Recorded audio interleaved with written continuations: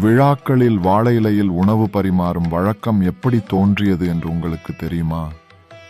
பண்டைய தமிழ்நாட்டில் உலோகங்கள் கண்டுபிடிப்பதற்கு முன்பு மண்பானைகளில் சமைப்பதும் மண் தட்டுகளில் உணவு உண்பதும் தான் பழக்கமாக இருந்திருக்கிறது. மண்பாண்டங்கள் கண்டுபிடிப்பதற்கு முன்பு வாழை இலையில் உணவு உண்ணும் பழக்கம் இருந்திருக்கிறது. வாழை இலை மற்ற இலைகளைப் போல் அல்லாமல் அகலமாக விரிந்து பெரிதாக இருப்பதால் அதிகமாக பல வகையான உணவு பண்டங்கள் வைத்து உண்பதற்கு ஏதுவாக இருப்பதால் வாழை இலைகளை பயன்படுத்தி இருக்கிறார்கள். சில இடங்களில் தாமரை இலைகளையும் பயன்படுத்தி இருக்கிறார்கள். விழாக்களில் அதிக எண்ணிக்கையில் நபர்கள் ஒரே இடத்தில் அமர்ந்து உணவு உண்பார்கள். அப்படி உண்பவர்கள் எல்லோருக்கும் மண் தட்டில் பரிமாறுவது சற்று சிரமமான காரியமாக இருக்கும்.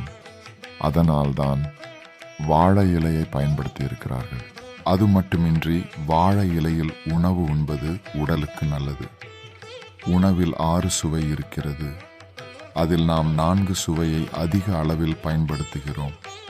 இனிப்பு, புளிப்பு, உப்பு, உரப்பு போன்ற 4 சுவைகளை பெரும்பாலான உணவில் நாம் பயன்படுத்தி சாப்பிடுகிறோம். 2 சுவையை மிக குறைந்த அளவில் பயன்படுத்துகிறோம். துவர்ப்பு மற்றும் கசப்பு. இந்த 2 சுவையையும் நாம் உணவில் பெரும்பாலும் பயன்படுத்துவது இல்லை.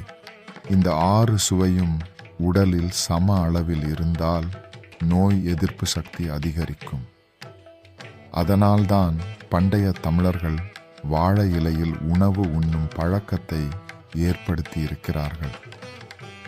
வாழை இலையில் உள்ள துவர்ப்பு சுவை மனிதனின் உடலில் சேரும்போது அந்த துவர்ப்பு சுவை மனிதனின் ஆரோக்கியத்தை மேம்படுத்துகிறது.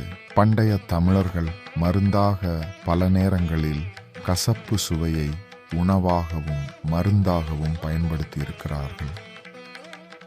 நமது முன்னோர்கள் வாழை இலையை பயன்படுத்தி உணவு உண்பது உடலுக்கு நல்லது என்று சொல்லியிருக்கிறார்கள்.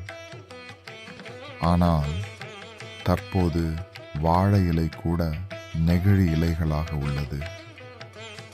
வாழை இலையில் உணவு உண்ணும் பழக்கத்தை ஏற்படுத்திக் கொள்வோம்.